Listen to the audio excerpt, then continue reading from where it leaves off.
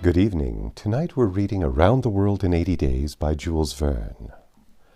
Chapter 16, in which Fix does not seem to understand in the least what is said to him. The Rangoon, one of the Peninsular and Oriental Company's boats, plying in the Chinese and Japanese seas, was a screw steamer, built of iron, weighing about 1,770 tons, and with engines of 400 horsepower.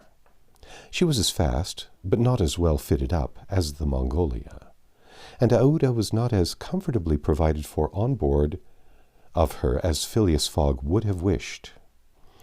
However, the trip from Calcutta to Hong Kong only comprised some 3,500 miles, occupying from 10 to 12 days, and the young woman was not difficult to please. During the first days of the journey, Aouda became better acquainted with her protector, and constantly gave evidence of her deep gratitude for what he had done. The phlegmatic gentleman listened to her, apparently at least, with coldness, neither his voice nor his manner betraying the slightest emotion. But he seemed to be always on the watch that nothing should be wanting to Aouda's comfort. He visited her regularly each day at certain hours, not so much to talk himself as to sit and hear her talk. He treated her with the strictest politeness, but with the precision of an automaton, the movements of which had been arranged for this purpose. Aouda did not quite know what to make of him, though Passepartout had given her some hints of his master's eccentricity, and made her smile by telling her of the wager which was sending him round the world. After all, she owed Phileas Fogg her life, and she always regarded him through the exalting medium of her gratitude.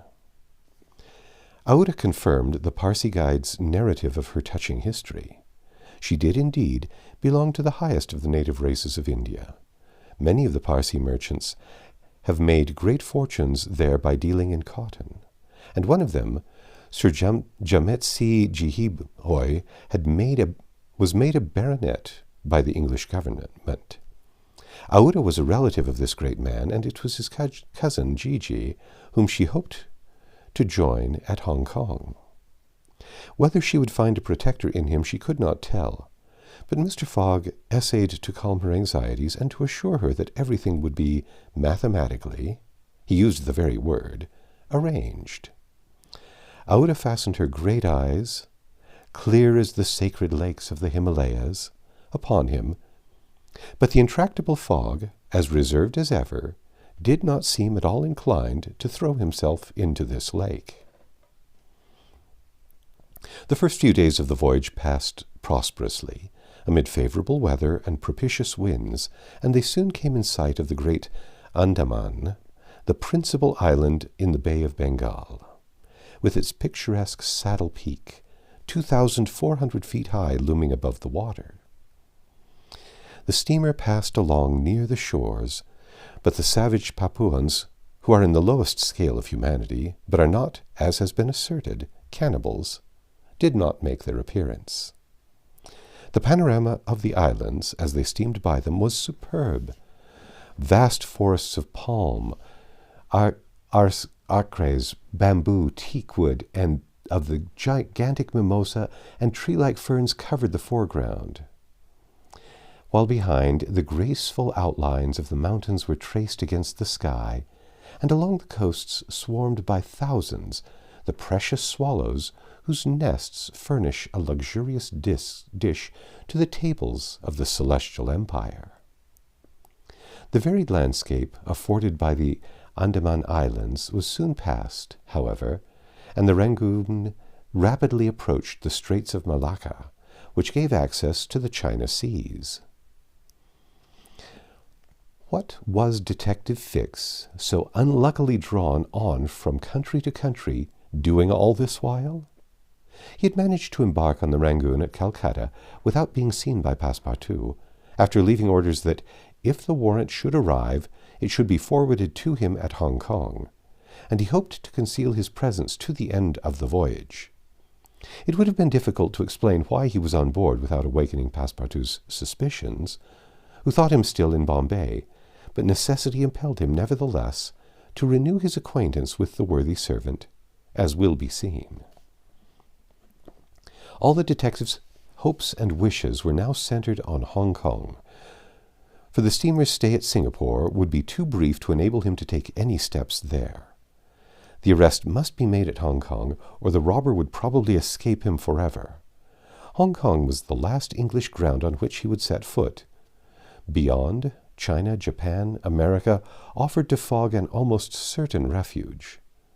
If the warrant should at last make its appearance at Hong Kong, Fix could arrest him and give him into the hands of the local police, and there would be no further trouble. But beyond Hong Kong, a simple warrant would be of no avail. An extradition warrant would be necessary, and that would result in delays and obstacles of which the rascal would take advantage to elude justice. Fix thought over these probabilities during the long hours which he spent in his cabin, and kept repeating to himself, "Now either the warrant will be at Hong Kong, in which case I shall arrest my man, or it will not be there, and this time it is absolutely necessary that I should delay his departure. I failed at Bombay, and I have failed at Calcutta. If I fail at Hong Kong, my reputation is lost. Cost what it may, I must succeed. But how shall I prevent his departure, if that should turn out to be my last resource?" Fix made up his mind that, if worst came to worst, he would make a confidant of Passepartout and tell him what kind of fellow his master really was. That Passepartout was not Fogg's accomplice, he was very certain. The servant, enlightened by his disclosure and afraid of being himself implicated in the crime, would doubtless become an ally of the detective. But this method was a dangerous one, only to be employed when everything else had failed. A word from Passepartout to his master would ruin all. The detective was therefore in a sore strait. But suddenly a new idea struck him. The presence of Aouda on the Rangoon, in company with Phileas Fogg, gave him new material for reflection. Who was this woman? What combination of events had made her Fogg's travelling companion? They had evidently met somewhere between Bombay and Calcutta. But where? Had they met accidentally, or had Fogg gone into the interior purposefully in quest of this charming damsel? Fix was fairly puzzled. He asked himself whether there had not been a wicked elopement, and this idea so impressed itself upon his mind that he determined to make use of the supposed intrigue. Whether the young woman were married or not, he would be able to create such difficulties for Mr. Fogg at Hong Kong that he could not escape by paying any amount of money. But could he even wait till they reached Hong Kong? Fogg had an abominable way of jumping from one boat to another, and, before anything could be effected, might get full under way again for Yokohama. Fix decided that he must warn the English authorities, and signal the Rangoon before her arrival. This was easy to do, since the steamer stopped at Singapore, whence there is a telegraphic wire to Hong Kong. He finally resolved, moreover, before acting more positively, to question Passepartout. It would not be difficult to make him talk, and, as there was no time to lose, Fix prepared to make himself known. It was now the 30th of October, and on the following day the Rangoon was due at Singapore. Fix emerged from his cabin and went on deck. Passepartout was promenading up and down in the forward part of the steamer. The detective rushed forward with every appearance of extreme surprise and exclaimed, "You here on the Rangoon?" "What, Monsieur Fix, are you on board?" returned the readily astonished Passepartout, recognizing his crony of the Mongolia. "Why, I left you at Bombay, and here you are, on the way to Hong Kong. Are you going round the world too?" "No, no," replied Fix. "I shall stop at Hong Kong, at least for some days." Said Passepartout, who seemed for an instant perplexed. "But how is it I have not seen you on board since we left Calcutta?" "Oh, a trifle of seasickness. I've been staying in my berth. The Gulf of Bengal does not agree with me as well as the Indian Ocean." "And how is Mr. Fogg?" "As well and as punctual as ever, not a day behind time. But, Monsieur Fix, you don't know that we have a young lady with us."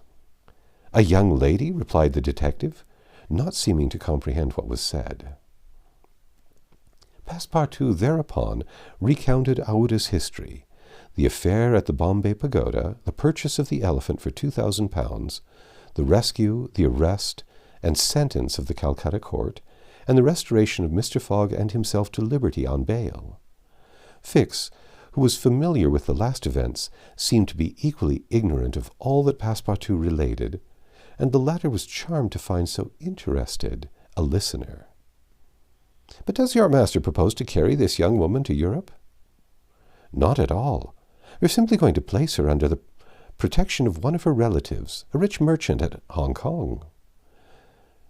"Nothing to be done here," said Fix to himself, concealing his disappointment.